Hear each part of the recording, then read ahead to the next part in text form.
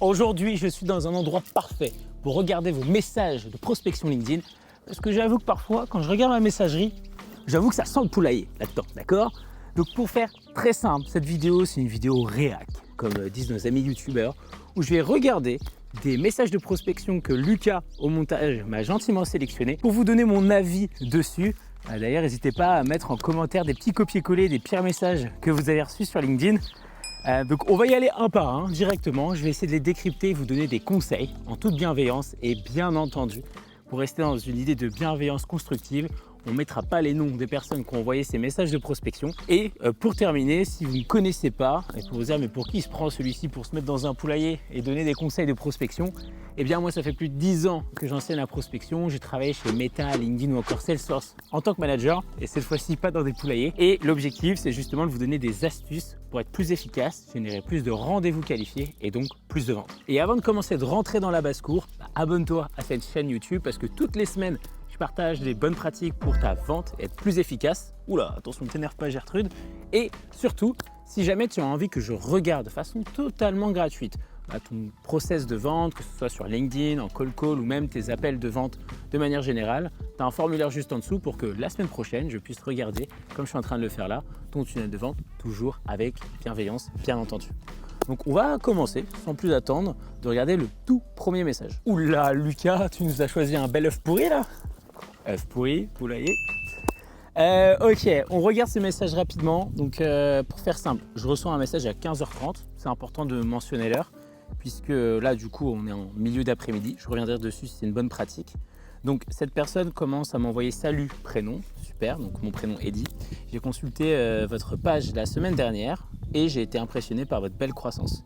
De plus en plus de startups se tournent vers l'international pour optimiser leurs coûts et allouer plus de capital aux activités génératrices de revenus. Avec vous pouvez gérer facilement les paiements, les documents fiscaux et créer des contrats conformes aux réglementations locales.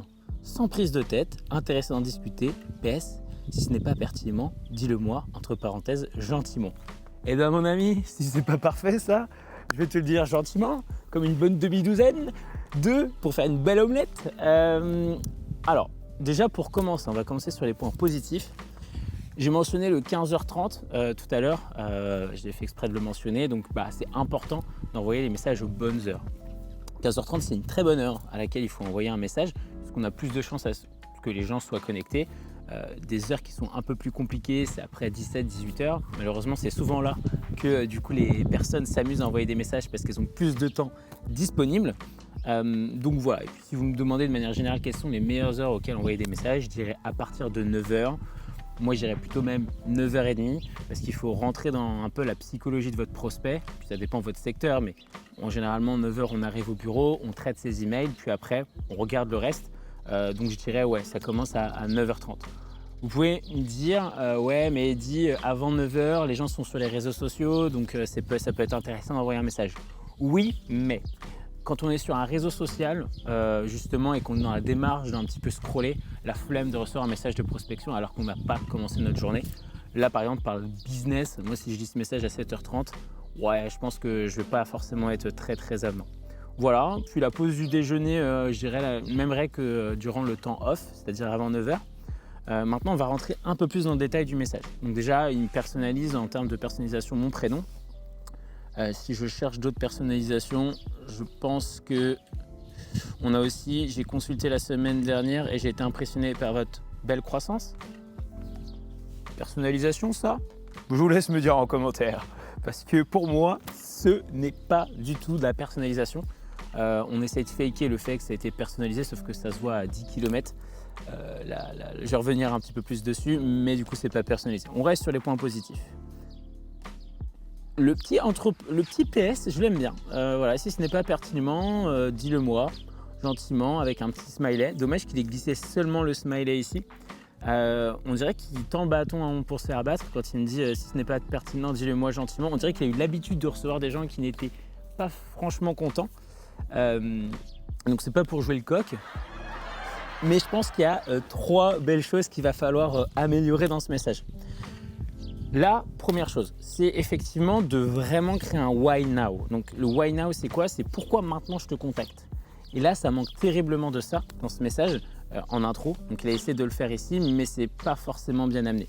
Ce qu'il faut faire, c'est vraiment trouver une chose assez personnalisée sur l'information. Moi, quand il me dit qu'il a été sur mon profil et qu'il a vu une belle croissance, franchement, je sais pas du tout de quoi il parle. Genre sur mon LinkedIn, à part faire des posts qui parlent de prospection LinkedIn, je parle pas du tout de ma croissance. Ma page LinkedIn professionnelle n'est pas du tout indicative de ce qui se passe dans mon biz. Donc en vrai, pas bon du tout.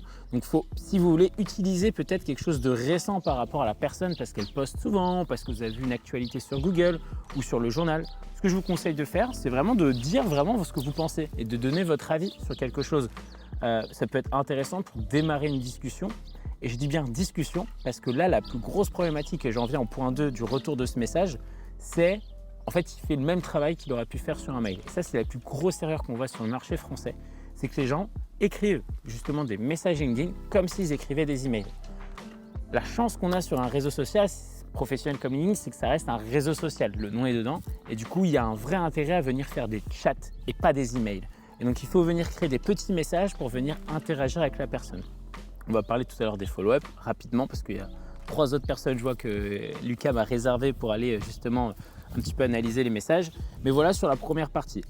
Toujours avoir un why now. Pourquoi maintenant je te contacte et essayer de le personnaliser tant bien que mal. Je suis de l'équipe de faire plus de qualité que de la quantité pour que quand on a trouvé le sweet spot et la bonne façon d'approcher notre prospect avec la qualité, on augmente la quantité.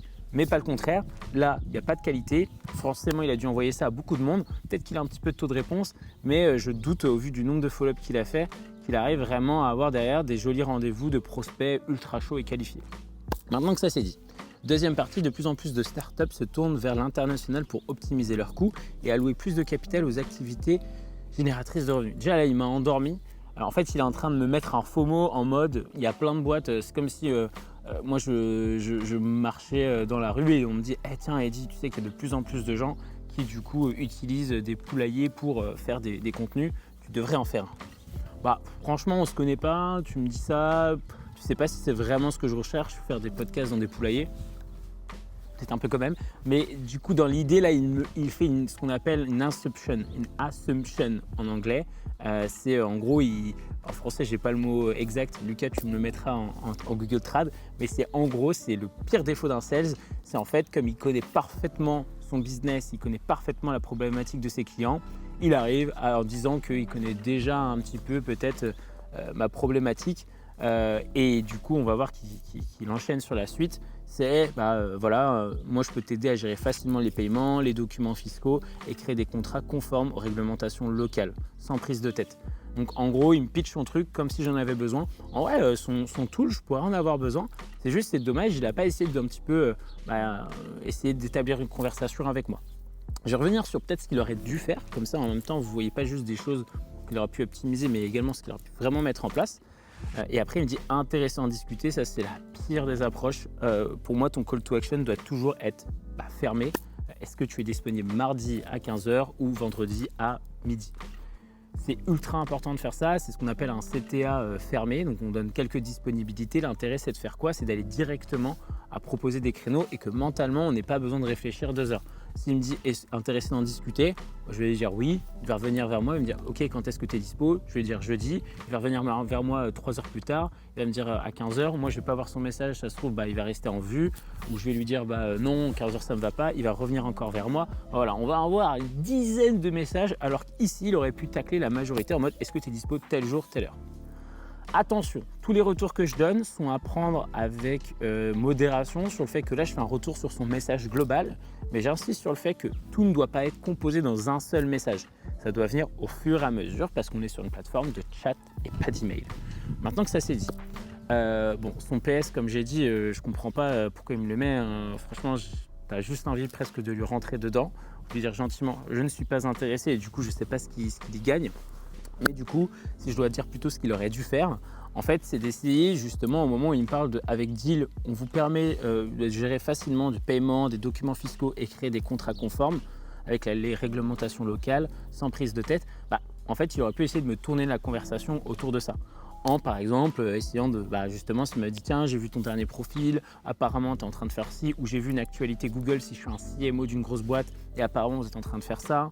et puis après d'essayer de déclencher une conversation là-dessus en lui disant « moi ce que je pense c'est si » ou « je pense que voilà ce qui va se passer, qu'en penses-tu toi de ton côté ?» Bon bref, et puis très rapidement venir un petit peu créer une conversation autour de ces fameuses choses que propose Deal. Donc par exemple, j'aurais dit « ok, c'est quoi votre priorité chez vous actuellement ? Est-ce que c'est plutôt le paiement ou les documents fiscaux ou c'est de créer des contrats conformes aux réglementations locales ?» Moi, par exemple, je suis dans l'IA, j'aurais pu tout simplement me dire, ok, Eddy, dans l'IA, est-ce que c'est quoi pour toi le plus galère avec tes clients? Est-ce que c'est de faire en sorte à ce qu'ils payent régulièrement tes clients ou d'avoir des documents qui sont conformes avec les nouvelles lois qui sont tout le temps mises en place avec l'IA? Et là, je me crée un FOMO tout seul. Ce que je veux dire, en vrai, c'est vraiment le côté IA et de toujours être à même de mettre les nouvelles lois en place sur nos tunnels d'acquisition. Et du coup, je vais presque lui donner mon vrai besoin. Et là, du coup, il y a une conversation naturelle qui peut venir au fur et à mesure où il va me dire écoute, franchement, ce que tu me dis, c'est clairement le sujet. Et là, il revient sur le blog de avant. C'est clairement un sujet qu'on voit en ce moment sur des startups qui se tournent à l'international pour optimiser leurs coûts. Voilà, je l'aurais reformulé différemment forcément au vu de mon pain. Donc, en fait, il vient customiser voilà, ce qu'on voit en ce moment, c'est qu'il y a beaucoup de boîtes comme toi dans l'IA qui se tournent vers des organismes pour actualiser et générer les revenus. Est-ce que tu serais disponible jeudi pour que je puisse t'expliquer comment concrètement on met ça en place ou comment concrètement ce client-là a gagné tant ou comment concrètement ce client n'est pas arrivé jusqu'à un problème au niveau de sécurité qui lui aurait valu une amende de 150 000 €. Là, tu me crées un vrai FOMO. Mais là, avec ce message de base, tu ne me crées pas du tout de FOMO. Je ne vais pas rester plus longtemps sur ce message. Là, au moins, vous voyez peut-être un peu plus comment j'aurais approché la chose. Et du coup, je m'arrête rapidement sur les follow-up. Il me relance une deuxième fois. Je me permets de relancer suite à mon dernier message. Je suis curieux de votre avis, d'avoir votre avis à ce sujet. Serez-vous disponible pour en discuter rapidement la semaine prochaine? Là, du coup, il commence à être de plus en plus serré. C'est-à-dire qu'il me fait je me permets de te relancer pour te relancer. En gros, ça veut dire ça, quoi. Donc en gros, ça, c'est les pires messages de follow-up à garder en tête. Faire un message de hey, est-ce que tu as vu ton message? Mon message, hey, coucou, pop, hey, Eddy. Ça marche pas. Vous pouvez l'utiliser en dernier recours, genre au 4e message, si vous faites jusqu'à 4 messages de prospection. Mais pour moi, si vous faites un follow-up, il faut qu'il y ait de la valeur ajoutée. Par exemple, c'est de rebondir sur le message que vous avez envoyé et dire tiens, Eddy, peut-être que tu n'as pas eu le temps, ou tiens, Eddy, par ailleurs, voilà une petite étude de cas d'un de nos clients qui était dans ton secteur et voilà ses résultats. En fait, c'est de continuellement faire avancer la conversation comme si la personne avait dit oui sans répondre. Donc, il avait regardé le message, il a fait et qui n'avait pas répondu. Et du coup, à ce moment-là, il faut partager de la valeur. Et puis, le troisième élément, c'est je comprends que vous soyez occupé, je ne veux pas ajouter à votre charge de travail. Faites-moi simplement savoir, ce n'est pas une priorité en ce moment, n'hésitez pas à bloquer un créneau. Donc là, il me dit comme quoi que du coup, il comprend que je suis occupé, qu'il ne veut pas m'ajouter une charge de travail. Donc il est en train d'insinuer qu'il va me rajouter une charge de travail. Donc là, pour moi, il est en train de s'éliminer, mais il m'ouvre quand même la possibilité de prendre un appel. Et du coup, à la fin, il me refait un follow-up avec « Eddy ? Eddy ? Eddy ?» Et ça ne marche pas non plus parce qu'en fait, il a beaucoup trop insisté. Et du coup, peut-être que s'il avait mis ce petit Eddy en 3e message avec des partages de valeur, ça aurait pu le faire. Mais là, il m'a déjà, au message 3, il m'a dit un petit peu que c'était terminé. Intéressant, lui, il utilise le vouvoiement. Je sais qu'en fonction des secteurs, on peut avoir différentes approches. Moi, je suis assez convaincu que même un CTO, et ça, c'est ma vision de voir les choses, ça reste un père de famille, ça reste un homme normal et que du coup, de tutoyer, ça peut venir casser directement la barrière et faire un petit effet waouh. Maintenant, voilà, prendre avec des pincettes parce que je sais qu'il y a des milieux comme les avocats, par exemple, où jamais de la vie, on pourrait se permettre de tutoyer quelqu'un. Voilà sur ce premier cas d'usage. Dis-moi en commentaire ce que tu en as pensé. Je vais continuer. Pareil, s'il y a des bonnes pratiques que toi tu mets en place, tu peux aussi les partager. L'idée, c'est que moi, je vais regarder les commentaires après cet épisode pour préparer le suivant, pour regarder si effectivement il y avait des bonnes pratiques et que je les repartage en introduction. On enchaîne tout de suite les poulettes sur le 2e message. Waouh, donc là, on part sur un petit bloc et un gros bloc. Je trouve que c'est intéressant comme message, on va s'y arrêter. Je tiens à dire quand même avant de continuer que généralement, parce que là on est sur beaucoup de personnes qui sont des salariés de boîtes, je leur en veux pas et je pense que c'est également une maturité du marché dans les startups qui justement ne sont pas assez dans ce travail de venir éduquer les gens à envoyer des bons messages, à accorder de l'importance là-dessus, là où ils vont accorder beaucoup plus d'importance sur les mails par exemple, sur les call. Donc voilà, c'est vraiment quelque chose où il va falloir faire maturer un peu le marché, mais c'est également pour vous une super opportunité de venir te différencier du marché parce que les gens sont nuls. Voilà, c'est clair et net, les gens sont vraiment nuls en France sur la prospection par message. Je vois quelques solopreneurs freelance qui sont bons, que j'ai pu également soit accompagner, conseiller, mais également des personnes qui du coup peuvent être des salariés top performeurs, mais vraiment c'est très rare. C'est tout comme la prospection vidéo, très peu de personnes mettent cette pratique en place, pourtant tout le monde sait que ça existe. Donc j'enchaîne tout de suite sur le deuxième message. Donc là on a un premier message qui part sur Hello, est-ce que la levée de fonds est un objectif pour vous? Point d'interrogation enfin. On pourra dire qu'il a été très direct. Et puis 3 jours plus tard, je reçois un Hello et dit « Je ne sais pas si cela pourrait t'intéresser, mais nous mettons en relation des entrepreneurs en recherche de financement précide avec notre réseau depuis 2000 investisseurs. Nous les accompagnons pendant 9 semaines à travers un programme. Une nouvelle cohorte, nanana. Ok. » Donc là, il m'explique tout ce qui est composé dans cet accompagnement et il me dit « On en discute pour l'interrogation. » Bon, c'est un message qui a été envoyé à 7 jours. Il m'a pas relancé. Je trouve l'approche plutôt bonne, en vrai. C'est pas forcément les structures que moi je peux suivre, mais je dois avouer qu'il aurait pu me hooker. Et je me souviens que quand j'ai vu ce message, il m'a un peu interrogé. Déjà, son message est très, je dirais, direct, donc ça change de d'habitude. Vous avez vu que par rapport au message précédent, là, on n'est pas sur un pavé, voilà, c'est très straight. Donc, ouais, j'aurais pu répondre oui ou lui répondre non. Ce que je trouve intéressant, en fait, c'est plutôt le fait qu'il ait envoyé d'abord ce message pour me relancer derrière avec un truc un peu plus complet. Et du coup, je trouve que le mix des deux est plutôt bon. C'est-à-dire qu'il va me dire dans le premier message, tiens, est-ce que ça t'intéresse de faire un podcast dans un poulailler alors qu'il ne sait pas du tout qui je suis? Et puis après, il va m'expliquer en fait, c'est ultra intéressant parce que nous, en ce moment, on essaie de réfléchir autour de, ok, est-ce qu'un entrepreneur et un poulailler, ça peut matcher? Et du coup, il vient un petit peu m'approcher le sujet comme une mise en relation. Enfin, en tout cas, je ne sens pas de vente dans son approche. J'ai l'impression plutôt qu'il est en train de faire des connexions de networking alors qu'il est totalement dans une approche d'essayer de me vendre son accompagnement. Donc ça, c'est vraiment le côté positif. C'est un peu l'approche qu'on avait vue sur une des dernières vidéos qu'on a pu faire sur l'approche du sondage. Donc au lieu de prospecter par exemple un head of marketing sur l'utilisation de l'IA, on va l'approcher plutôt en disant écoute, moi je te contacte parce que justement en ce moment je suis en train de regarder si les grands CMO en France comme toi sont en train d'utiliser l'IA au sein de leur marketing. Et du coup on est plus dans une approche d'interviewing qu'une approche directe. Et c'est assez intéressant puisque ouais, c'est ça, derrière on vient susciter un peu d'intérêt, presque un peu d'ego. C'est-à-dire waouh, on s'intéresse à moi et donc on peut plus facilement peut-être obtenir une réponse. Attention sur ce genre d'approche, ça va être très difficile d'aller connecter après la personne vers l'objectif de la vente. Parce que si tu me vends au début presque un podcast ou juste j'interview, je fais un sondage, viens on fait un appel de vente, voilà, il va y avoir un gros travail entre les deux. Mais en tout cas la pratique est plutôt bonne. Donc voilà un petit peu sur ce message ce que j'aurais optimisé. La première chose c'est du coup, et je vais commencer par le deuxième message. Et oui, je vais pas dans l'ordre, je suis dans un poulailler, je fais ce que je veux. C'est peut-être de ne pas envoyer le gros bloc qu'il a mis juste après. Et j'aurais pas dit on en discute. Donc je m'explique, ce que j'aurais fait c'est tout simplement, je ne sais pas si cela pourrait t'intéresser, mais nous mettons en relation des entrepreneurs en recherche de financement. Ok, et du coup je dis est-ce que tu veux que je t'explique 2-3 détails dessus et point d'interrogation. Et en fait il m'aurait demandé la permission de lui partager plus d'infos et là il aurait pu me shooter son deuxième bloc qu'il envoie juste après. Ou alors directement il m'aurait envoyé, moi je suis plus dans l'approche du lead magnet, j'en parlerai peut-être lors des 2 prochains messages si on le voit, mais du coup de m'envoyer une ressource pour me donner envie de prendre rendez-vous avec lui peut-être, ou même de lui répondre. Donc c'est vraiment la première chose que j'aurais directement modifiée qui me saute aux yeux. Le CTA, je ne m'arrête pas dessus, on voit encore que c'est une erreur très récurrente. Il me dit on en discute, question ouverte. Non, c'est est-ce que tu veux en discuter mardi à 14h ou mercredi à 18h30. Ça, il faut vraiment que ce soit une habitude, même en call, c'est toujours la même chose. Voilà, maintenant sur le premier message, Hello dit est-ce que la levée de fonds est un objectif pour vous? Parce que là, je peux répondre que oui et non.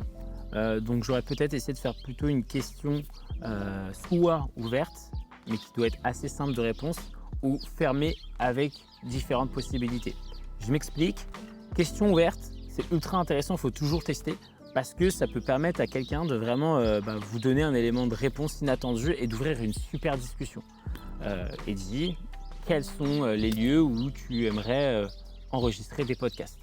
Là, je peux répondre poulailler, je peux répondre près des animaux, je peux répondre plein de trucs multiples ou dans un studio. Donc ça, c'est intéressant parce qu'on peut vraiment créer une conversation autour de ça. Mais du coup, comme ça me demande de réfléchir, on peut perdre les gens en cours de route. Généralement, ce genre de question ouverte, elle a une réponse au bout de 2-3 relances. Ça ne marche pas toujours, c'est à tester. Maintenant, l'autre pratique qui est très bonne, c'est plutôt de faire justement aussi une question peut-être un peu fermée comme il a fait. Est-ce que la levée de fonds est un objectif pour vous? Entre parenthèses, me mettre sous 6 mois, 1 an, 4 ans. Ou alors, est-ce que la levée de fonds est un objectif pour vous? Entre parenthèses, non, je préfère bootstrap. En fait, me donner un peu des indications pour que je me facilite à répondre, que ce soit presque un quiz finalement auquel je réponds. Voilà un petit peu le tips que je peux donner sur sa question. Comme j'ai pu l'évoquer, ce n'est pas forcément les pratiques que moi j'utilise, que je conseille, que je mets en place, parce que je pense qu'il faut utiliser l'approche Julie de Magnette pour avoir un taux de réponse important. Mais en tous les cas, je trouve qu'il se démarque bien et je trouve en tout cas son approche objectivement plutôt cool. Dites-moi aussi en commentaire ce que vous en avez pensé. Et puis, pensez à vous abonner si ce genre de conseil vous plaît. On continue tout de suite avec un autre prospect. Maintenant, on est sur un autre prospect. Je vois 1, je vois 2, je vois 3 messages. Et ce qui est intéressant, c'est qu'on a un lead magnet, en tout cas une ressource. Et ça, c'est perfecto. C'est comme un petit œuf cuit à 6 minutes 30, parce qu'à 6 minutes 30, c'est là où l'œuf est coulant. Maintenant que je vous ai partagé cette chouette petite astuce pour vous faire des œufs parfaits, on va parler de ce message. Donc, je reçois 3 messages. N'oublie pas surtout, Lucas, de masquer le prénom de la personne et le nom de sa boîte, parce que là, il m'a mis son prénom et son nom dans le message. Donc là, on a un bonjour prénom. Il m'envoie un message à 19h. Vous vous rappelez du premier conseil que j'ai pu vous donner. Donc, pire pratique possible, imaginable. Je suis chez moi, je regarde son message, il m'envoie un message de prospection, j'ai juste envie de le bloquer. Et maintenant, je commence à bloquer les gens quand ils me saoulent. Voilà, parce que je suis un peu rageux. Je me permets de vous contacter. Nous, 2 petits points. Nous accompagnons des profils comme le vôtre à entreprendre ou investir dans le sport via un concept clé en main. Je suis ravi de échanger avec vous. Et Clément, on connaît juste le prénom, directeur de développement. Donc ici, ah ouais d'accord. Donc ici, ok, je fais un retour complet tout à l'heure, mais là je peux vous dire qu'on a envie de casser les œufs, quoi. Il enchaîne. Bonjour Eddy, merci pour la connexion. Vous êtes certainement déjà sensible à l'entrepreneuriat. Chez le nom de la boîte, nous voyons un réel engouement pour l'entrepreneur dans ce secteur. Un marché en forte croissance, bon là il me fait tout son tintouin, il arrive à la fin. J'accompagne aujourd'hui des dirigeants, coachs, cadres en reconversion investisseurs dans la création du développement de leur club. Je serais ravi d'échanger avec vous. Oh là là. Je ne sais pas si c'est parce que ça fait 2 reviews de messages, mais je n'ai pas un casque. Dites-moi ce que vous en pensez en commentaire avant que je fasse mon retour. Et on arrive au dernier message. Bonjour Eddy, je me permets de revenir vers vous suite à mon précédent message. Si vous êtes déjà posé la question d'investir ou d'entreprendre dans le sport, c'est peut-être le bon moment d'en discuter. Le secteur est en pleine expansion et nous recherchons activement des profils comme le vôtre. No way, like me. Pour rejoindre notre réseau de partenaires. Avec, sans expérience dans le fitness, je peux vous présenter les différents modèles que nous proposons et avoir, c'est cela, ouais, j'arrive même plus à lire. Dites-moi si cela vous tente, je m'adapte à vos dispos. Au plaisir d'échanger, CDT, nom du boss, nom de la boîte, rôle. Il aurait dû me mettre sa pointure de chaussure. Ok. Je vois pas beaucoup de choses sérieusement positives. Alors, si, quand même. Bon, chose positive, il me personnalise le prénom.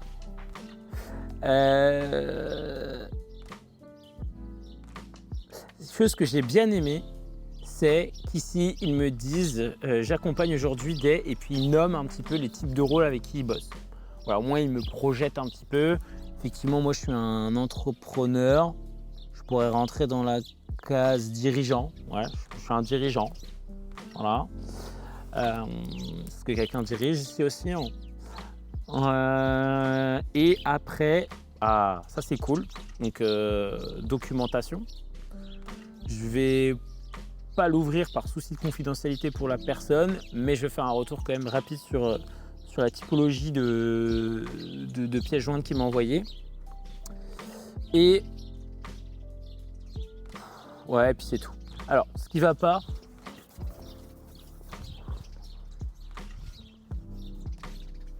il y a pas mal de choses. La première chose, c'est merci de… Bon, le message à 19h, on en a déjà parlé. Je me permets de vous contacter. Nous accompagnons des profils comme le vôtre à entreprendre ou investir dans le sport via un concept clé en main. Ok, bah là, en fait, là, la problématique, c'est que il m'écrit comme un mail dans un premier temps, puisqu'il met son prénom, son rôle et le nom de sa boîte en signature. Ça, je ne le comprends pas. Moi, j'ai son prénom sous les yeux avec son profil LinkedIn, donc il n'y a aucun intérêt de faire ça. La deuxième chose, c'est que, en fait, vous avez vu, j'ai eu du mal naturellement à essayer de me sentir projeté par rapport aux choses qu'il pouvait me partager. Parce que là, il me dit qu'il accompagne des profils comme moi pour entreprendre ou investir dans le sport. Il y a un concept clé en main. Moi, investir dans le sport, je n'en ai rien à faire. Donc, voilà, là par exemple, en fait, il me disqualifie directement quand il me fait ça. Donc, c'est pas du tout efficace. Maintenant, si on continue sur le deuxième message, comme ça j'enchaîne, puisqu'il en reste un petit dernier pour finir, et puis on aura fait le tour. On est sur en plus une bonne trentaine de minutes là, donc on va enchaîner. Vous êtes certainement déjà sensible à l'entrepreneuriat. Bah oui, ça fait 3 ans maintenant que je fais ça. Chez nous voyons un réel engouement pour l'entrepreneuriat dans ce secteur. Ok, j'ai dit le nom de la boîte. Lucas, tu bipes. Et là, il me met plusieurs… Là, la problématique, c'est que c'est pareil. En fait, il me disqualifie. Et du coup, il me dit, il me met plein de noms de rôles qui ne correspondent pas un peu à où moi je me situe en termes de cases. Puis après, il me dit, est-ce que tu es disponible 15 minutes cette semaine pour en discuter? Ça, c'est pas mal, le 15 minutes, de dire qu'est-ce que tu es dispo 15 minutes mardi ou mercredi à 20h30, toujours la même chose, ça va rentrer au bout d'un moment. Donc ça, c'était pas mal. Puis ensuite, il me met sa pièce jointe. Là, je suis en train de découvrir la pièce jointe en même temps, je l'ouvre. Et du coup, sa pièce jointe, c'est une plaquette. Et ici, on parle bien d'une plaquette commerciale qui est de 2 pages. Donc ça, c'est plutôt cool. Elle n'est pas trop longue. Il y a beaucoup d'écriture, mais elle n'est pas trop longue. Et il y a un petit QR code à la fin avec un « En savoir plus » et il y a toutes les informations donc, de la personne qui m'a contacté. Franchement, j'allais être très dur et je trouve que c'est plutôt pas mal. En fait, dans sa plaquette, il m'a mis… justement les résultats qu'on peut venir escompter avec son accompagnement, en tout cas si j'investis dans sa franchise. Du coup, non, franchement, je trouve ça bien. Il me met des cas d'usage, il me met pas mal de choses. Donc ça, c'est bien et c'est un bon réflexe de commerciaux, que ce soit des solopreneurs, des freelances ou même des salariés, d'utiliser des ressources déjà existantes.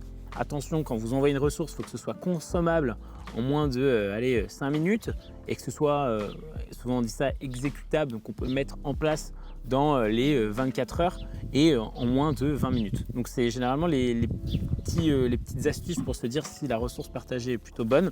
Là voilà, je la visionne, elle est cool. Le premier réflexe que j'aurais eu, en fait, c'est peut-être mettre un lien vers la prise de rendez-vous sur son calendrier qui n'y est pas. Mais voilà, donc je ne reste pas dessus parce que c'est pas marrant, vous n'avez pas le visuel, mais c'est plutôt pas mal. Je continue. Eddy, je me permets de revenir vers vous suite à mon précédent message. Si vous avez déjà posé la question, bon là, comme vous l'avez compris, il m'a un peu cramé le cerveau, mais du coup, si je dois, je fais ce que je veux. Je donnerai pas de conseils sur ce 3e message parce qu'en fait là, il m'a déjà cramé. Et donc ce que j'aurais fait à sa place, et vous voyez en fait, pour avoir un intérêt finalement, vous avez vu qu'en regardant sa plaquette, bon voilà, ça m'a un petit peu parlé. En fait, pour pas me disqualifier, c'est de comprendre mon intérêt. essayer de comprendre si effectivement je suis vraiment intéressé par l'investissement. Est-ce que j'ai déjà investi en crypto, en IMO, dans des boîtes? Et peut-être que s'il aurait tourné la question un peu plus comme ça, générale, pour faire une vraie conversation avec moi, en vrai c'est sûr je lui aurais répondu. Et s'il m'avait tourné plutôt la conversation du coup, parce qu'il aurait vu que j'ai peut-être un intérêt à venir investir dans une boîte, et bien là ça aurait été intéressant qu'ils disent est-ce que tu connais le concept de venir investir dans des structures de sport? Et il aurait créé sa petite histoire pour me montrer comment peut-être des mecs comme moi finalement sont amenés à investir là-dedans. Donc voilà pour ce petit conseil-là. Bon, comme quoi, franchement, il m'a dégoûté avec ses messages, mais finalement, quand j'ai ouvert sa plaquette, j'ai trouvé plutôt cool. Et ça montre à quel point il faut être proche de son marketing et il faut utiliser les ressources qui sont en place, parce que très souvent, il y a des pépites qui sont chez nos voisins au market. Donc, je m'adresse là, du coup, pas aux solopreneurs freelance, aux coachs ou agences, mais du coup, moi, dans mes expériences passées, et puis comme ça va aussi mettre un peu de contexte sur comment ça marche dans des grosses boîtes de start-up. Quand j'étais justement manager de grosses équipes de commerciaux, en fait, on avait les équipes sales qui travaillaient dans un côté, les équipes market dans un autre côté, et du coup, l'information, elle était partagée, mais pas clairement aux sales.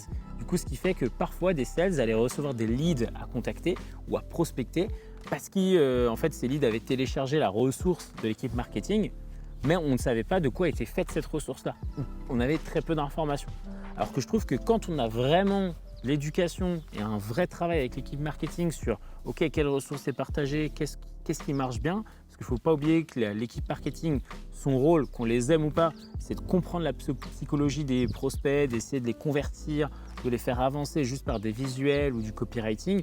Et bien du coup, nous en tant que sales, on va devenir meilleurs et surtout on va mieux savoir pitcher à nos prospects. Parce que si j'appelle mon prospect et je sais à 100% de quoi est fait la ressource qu'il a téléchargée à la base, eh bien, je vais être beaucoup plus pertinent au téléphone. Et du coup, pour un solopreneur ou freelance, eh bien, si vous avez des slides, si vous avez des cas d'usage, si vous avez n'importe quelle information qui peut être réutilisée dans votre prospection, faites-vous plaisir. Enfin voilà, essayez d'un petit peu faire du jeu comme ça avec les éléments que vous avez en place. Voilà sur cette petite parenthèse sales et marketing. Où sont où les poules? Elles sont à l'ombre, elles ont bien raison, parce qu'en Bretagne, il fait rarement beau et du coup le soleil peut être très très nocif.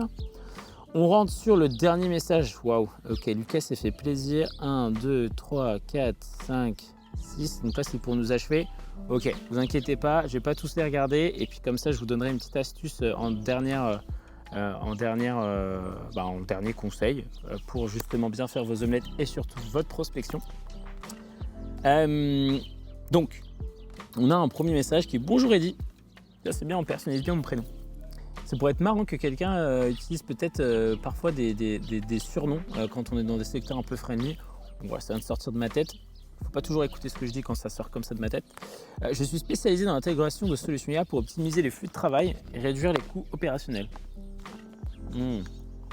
Ok, je suis convaincu que Smart Tunnel, nom de ma boîte, waouh, c'est la première depuis tout à l'heure là, peut bénéficier de ces transformations. Je serais ravi d'en discuter davantage. Ok, c'est bien, ça change. Eddy, bonjour. L'environnement opérationnel évolue rapidement et l'IA est devenue un moteur essentiel à l'efficacité. Selon Gartner, 59% des dirigeants considèrent que l'IA comme cruciale. C'est qui Gartner là?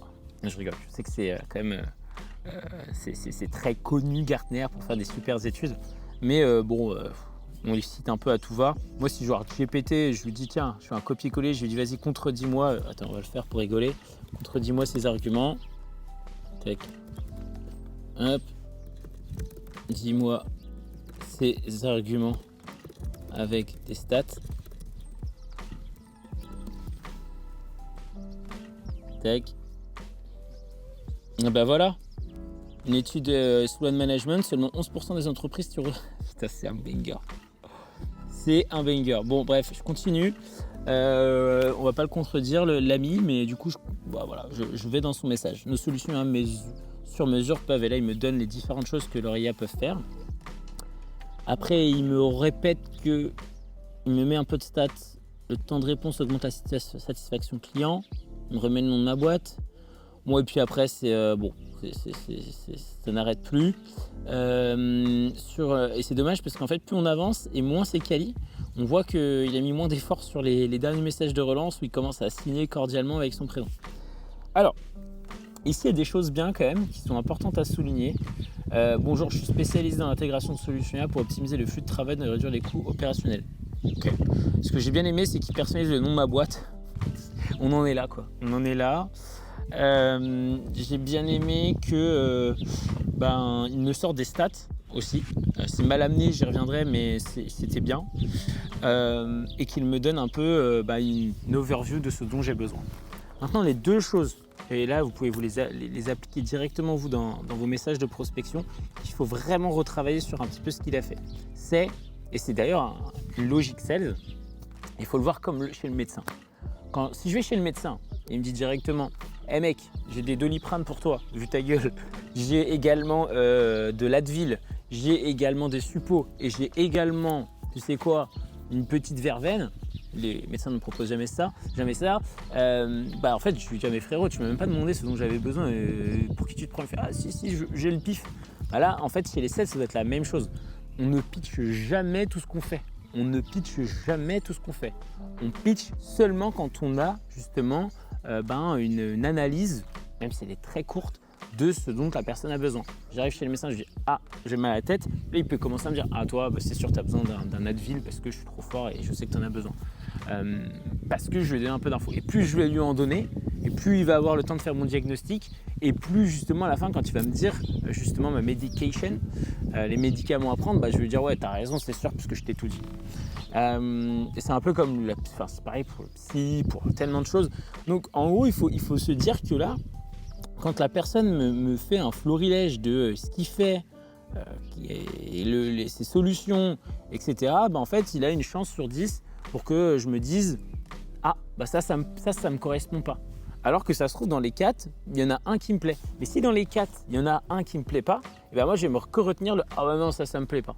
Et donc ça, c'est pareil sur un appel de vente. Quand on pitch, il faut qu'on calibre notre offre, notre service, notre produit à exactement ce dont le prospect a besoin. Il faut que le prospect ne voit que ça. Et une fois qu'il aura signé ou quand on va arriver sur les moments de négociation, on pourra lui dire tu sais, là tu signes pour ça, mais demain on pourra faire ci, ça, et ce sera super. Et du coup, on pourra vendre peut-être à l'avenir de l'upsell. Donc vraiment arrêtez de vendre. Là, il me vend ses services. Moi, je m'en fous. Il faut qu'il me vende son rendez-vous. Il faut qu'il me donne envie d'aller sur un rendez-vous. Et c'est pas en me pitchant un truc à côté de la plaque qui va me donner envie. C'est la première chose. Deuxième chose, et puis comme ça, on essaie de clôturer sur 2 choses. On n'ira pas sur 3, on n'ira que sur 2. C'est qu'en fait, il me parle de lui. Et ça, il faut arrêter. On est dans un monde d'égoïste, je vous jure. Dites-vous que c'est un exemple un peu de vieux jeu qu'on entend un peu chez des vieux coachs sales, mais c'est vrai. Genre, imaginez que vous allez à un date, peu importe quel type de date, ça peut être dans un poulailler, dans un bar, ou même pourquoi pas à la station F. Et puis du coup, vous arrivez et puis vous parlez de vous, et puis après vous dites et toi, dis-moi, est-ce que voilà, et puis tu commences à faire la discussion.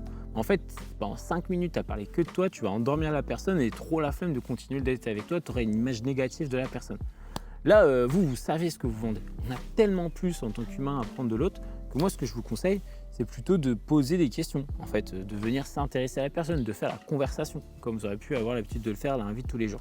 Et c'est ça qui va vous donner la possibilité de créer un lien, de vous différencier et créer ce truc particulier entre votre prospect et vous pour l'amener sur l'appel de vente. Voilà là-dessus. Donc, arrêtez de parler de vous. Voilà, on commence sur bonjour Eddy, je travaille, je suis convaincu, je serai ravi. Voilà, c'est beaucoup trop. Franchement, c'est relou. Là, il fallait reprendre le premier message qui nous avait pas mal plu. C'était bonjour, est-ce que la levée de fonds est un objectif pour vous ? Ok, là il me parle que de moi, tu vois, et c'est peut-être ça aussi qui a fait la différence dans mon interprétation de ce message. Voilà, je voulais vous donner un dernier petit conseil, c'est le petit conseil de la poule d'or. Voilà, on l'a appelé ainsi puisque c'est un conseil qui vous servira à l'avenir. Si vous prospectez, si vous voulez que je vous donne un tips, c'est avant de se pitcher de toujours demander l'autorisation.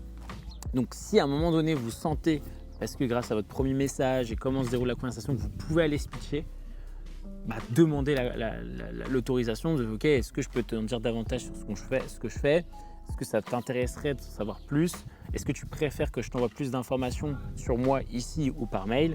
Et en fait, en faisant ça, on va venir aussi permettre à ce que la personne elle accepte façon de consensus de je vais te pitcher un peu ce que je fais et de recevoir potentiellement un bloc si vous n'arrivez pas à être concis dans votre explication.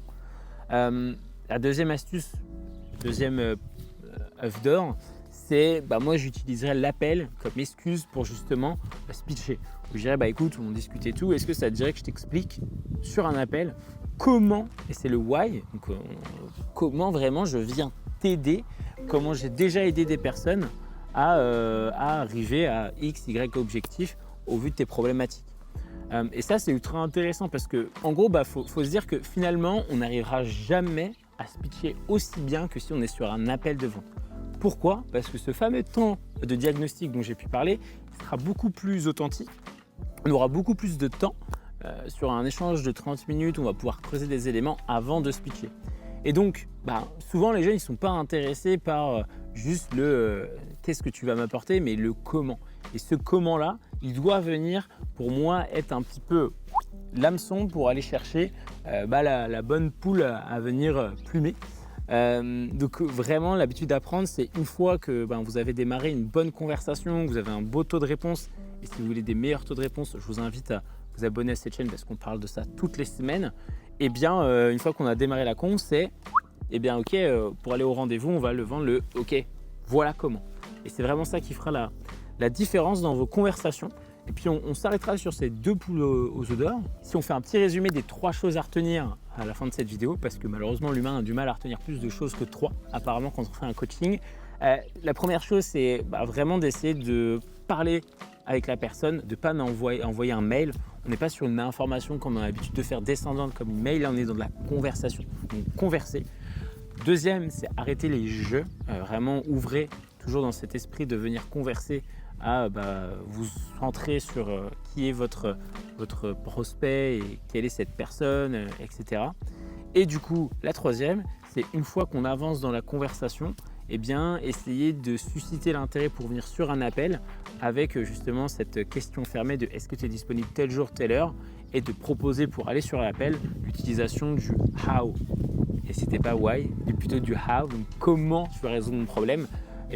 Écoute, je te propose d'en parler sur un appel, comme ça je t'explique comment je vais résoudre ton problème parce qu'au vu de ta situation X, Y, Z. Si cette vidéo vous a plu, vous mettez un petit like et vous abonnez à cette page. Et surtout, si vous voulez que je regarde vos propres messages de prospection, vos appels de vente ou même que je regarde un petit peu votre process, n'hésitez pas à en mettre dans le petit formulaire en dessous vos informations et je me ferai un plaisir de regarder ça. Bon, on passe à la poule au pot ou pas? Let's go! Et n'oubliez pas mes petites poulettes, la vente c'est pas demain, c'est maintenant.